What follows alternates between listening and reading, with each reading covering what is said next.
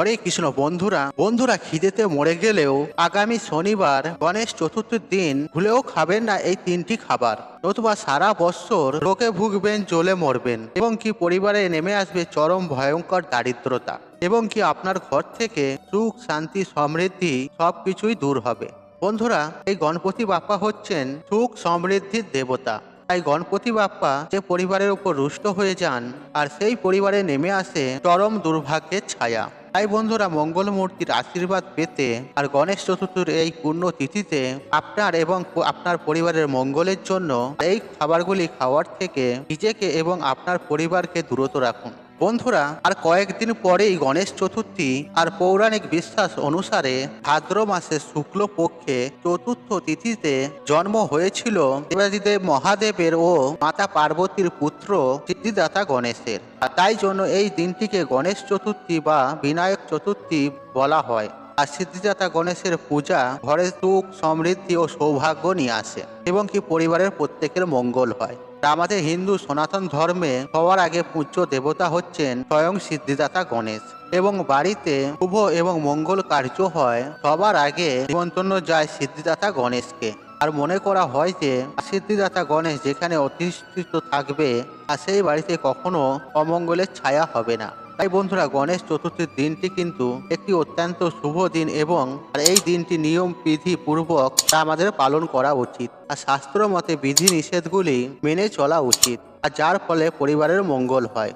এই দিন বাড়িতে অতি অবশ্যই সিদ্ধিদাতা গণেশের পূজা করা উচিত এবং তার সাথে সাথে কিছু খাবারের নিয়ম বিধি আছে, শাস্ত্রে উল্লেখ করা রয়েছে, আর সেগুলি মেনে চলা উচিত। বন্ধুরা, আজকের এই ভিডিওতে আপনাদের সাথে শেয়ার করব আর গণেশ চতুর্থীর এই পূর্ণ তিথিতে এমন কি কি খাবার রয়েছে ভুলেও মুখে তুলবেন না এবং কি কেন খাবেন না এই খাবারগুলি।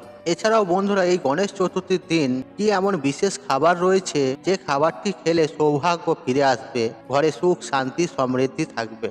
তাই বন্ধুরা, আপনাদের কাছে একটি ছোট্ট রিকোয়েস্ট যে ভিডিওটি স্কিপ না করে শেষ পর্যন্ত দেখুন এবং ভিডিওটি দেখে উপকৃত পেলে ভিডিওতে একটি লাইক করে কমেন্টে জয় বাবা সিদ্ধিদাতা গণেশের জয় লিখে কমেন্ট অবশ্যই করবেন এবং ভিডিওটি যতটা পারবেন বন্ধু বান্ধব আত্মীয়জনদের সাথে শেয়ার অবশ্যই করবেন, তাতে এইরূপ ভিডিও পেয়ে তারাও উপকৃত পাবেন এবং আপনাকে ধন্যবাদ জানাবেন। বন্ধুরা, সবার আগে আমরা জেনে নেব যে এই বছর গণেশ চতুর্থী পড়েছে বাংলার 21শে ভাদ্র 1431, ইংরাজি 7ই সেপ্টেম্বর 2024 শনিবার দিন।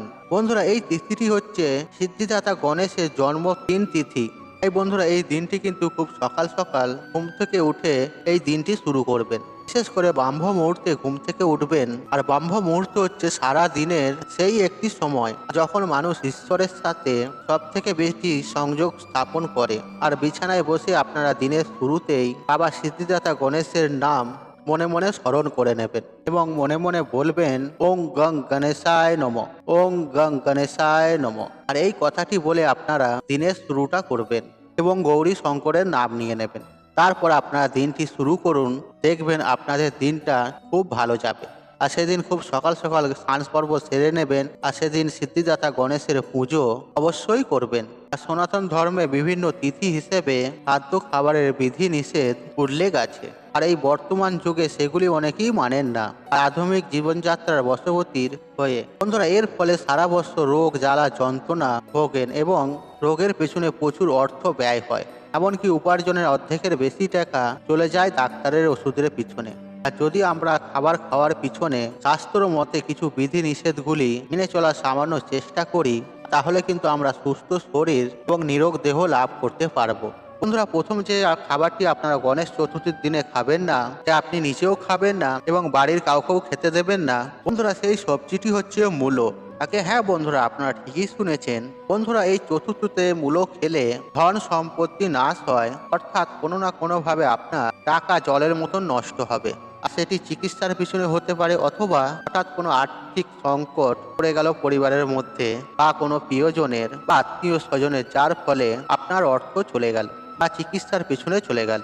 নানা রকম দুর্যোগ তো সংসারে লেগেই থাকে। তাই বন্ধুরা, চতুর্থীতে মূলো একদমই খাবেন না। আর চতুর্থীতে মূলো খাওয়ার অর্থ হচ্ছে অর্থ নাশ হওয়া, পরিবারে দুর্যোগ ও দুর্ভাগ্য নেমে আসে। বন্ধুরা, দ্বিতীয় যে খাবারটি আপনারা গণেশ চতুর্থীর দিন খাবেন না, আর সেটিও একটি সবজি, আর সেটি হচ্ছে উচ্ছে, করলা বা নিম পাতা।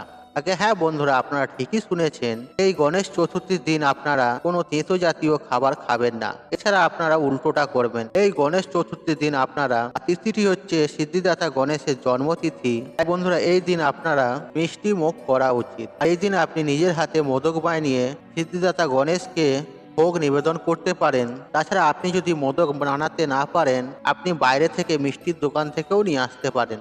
আপনারা সেখান থেকে কিনে নিয়ে এসে সিদ্ধিদাতা গণেশকে ভোগ হিসেবে নিবেদন করতে পারেন এবং তারপর প্রসাদ হিসেবে আপনি এবং আপনার পরিবার সেই মোদক গ্রহণ করুন। এতে দেখবেন স্বয়ং সিদ্ধিদাতা গণেশের আশীর্বাদ কৃপা আপনার পরিবারের ওপর সদা সর্বদাই থাকবে এবং কি আপনার পরিবারে কখনো অন্ন বস্ত্র বাসস্থানের কমতি হবে না।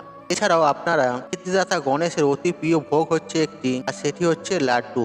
আপনারা এই দিন সিদ্ধিদাতা গণেশকে লাড্ডুও নিবেদন করতে পারেন এবং পুজো শেষ হয়ে যাওয়ার পর আপনারা ভোগ হিসেবে সেটিকে গ্রহণও করতে পারেন। এছাড়াও গণেশ চতুর্থীর দিন আপনারা ভুলেও তেঁতো জাতীয় জিনিস খাবেন না। এই দিন আপনারা মিষ্টি জাতীয় জিনিস গ্রহণ করবেন। এর মধ্যে কিছু মানুষের মনে হয়তো বিচার আসবে, কেন তেঁতো জিনিস খাওয়া যাবে না। এর মধ্যে আমি বলে দিই যে কোনো শুভ তিথিতে তেঁতো খাওয়ার থেকেই না খাওয়া ভালো, কেন তেঁতো খেলে তৃপ্তিপণ নিয়ে আসে আর মিষ্টি খেলে সম্পর্কের মধ্যে একটা মিঠাস নিয়ে আসে। বন্ধুরা, তৃতীয় যে জিনিসটি আপনারা গণেশ চতুর্থীর দিন ভুলেও খাবেন না, সেটি হচ্ছে আমিষ জাতীয় জিনিস। হিন্দু পরিবারে অনেক সময় দেখা গেছে কিছু মানুষেরা এগুলো মেনে চলেন, আবার কিছু মানুষেরা এগুলো মানতে পারেন না, বিশেষ করে খাদ্য খাবারের বিধি নিষেধগুলি। এর মধ্যে বাড়ির ছেলেপুলেরা বা বাড়ির সদস্যরা এসব নিয়মগুলো মানতে চান না, তার জন্য মা বোনেদের ঘরে এই নিয়ম বিধিগুলিকে ভঙ্গ করতে হয় এবং তাদের সুবিধার জন্য মা বোনেরা এই সব খাবারগুলি বানিয়ে থাকে। এর ফলে পরিবারে নেমে আসে চরম ভয়ঙ্কর অমঙ্গল। আর পরিবার শুধু মেয়েদের নয়, ছেলেদের মেয়েদের সবারই নিয়ে হচ্ছে একটা পরিবার। তাই বন্ধুরা, আপনি যদি চান আপনার পরিবারে সবাই ভালো থাকুক ও সুস্থ ও নিরোগ থাকুক, তাহলে ভুল করেও এই গণেশ চতুর্থীর দিন এই আমিষ জাতীয় খাবার খাবেন না। এছাড়াও এই দিন মদ্যপান, কোনো নেশা জাতীয় দ্রব্য গ্রহণ করবেন না। এদিন আপনারা পেঁয়াজ, রসুন, মাছ, মাংস, ডিম এসবগুলি ভুলেও খাবেন না। এছাড়াও আপনারা নিরামিষ জাতীয় খাবার সেদিন গ্রহণ করবেন।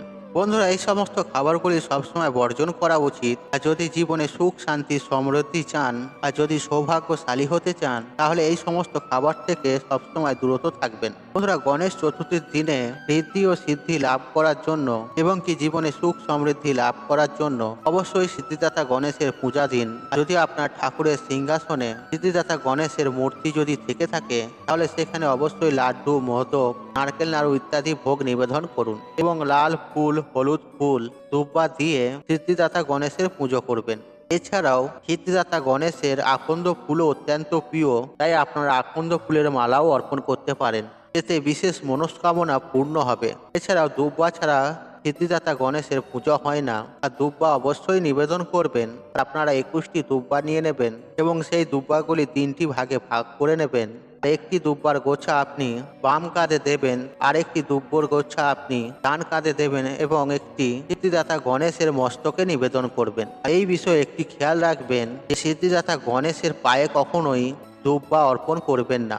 এই দিন আপনারা সিদ্ধিদাতা গণেশের পূজা অর্চনা করবেন, সবাই উপবাস রাখবেন এবং পুজো শেষ হয়ে যাওয়ার পরে প্রসাদ গ্রহণ করবেন এবং নিরামিষ আহার গ্রহণ করে সিদ্ধিদাতা গণেশের জন্মদিন পালন করবেন। সেদিন আপনি আপনার আশেপাশে পরিবারকে কিংবা বন্ধু আত্মীয়জনদের ঘরে লাড্ডু বা মোদক নিবেদনও করতে পারেন বা বিলিও করতে পারেন। এতে সিদ্ধিদাতা গণেশের বিশেষ কৃপা আশীর্বাদ লাভ পাওয়া যায়, কেননা এই মোদক বা লাড্ডু সিদ্ধিদাতা গণেশের অত্যন্ত প্রিয়। বন্ধুরা, আশা করছি আপনাদের এই ভিডিওটি ভালো লেগেছে। তাহলে ভিডিওতে একটি লাইক করুন, একটু কমেন্ট করুন, একটু শেয়ার করুন এবং বন্ধু বান্ধব আত্মীয়জনদের সাথে শেয়ার অবশ্যই করুন। মনে রাখবেন, আপনার একটি শেয়ার অনেক মানুষকে উপকৃত করে তুলতে পারে।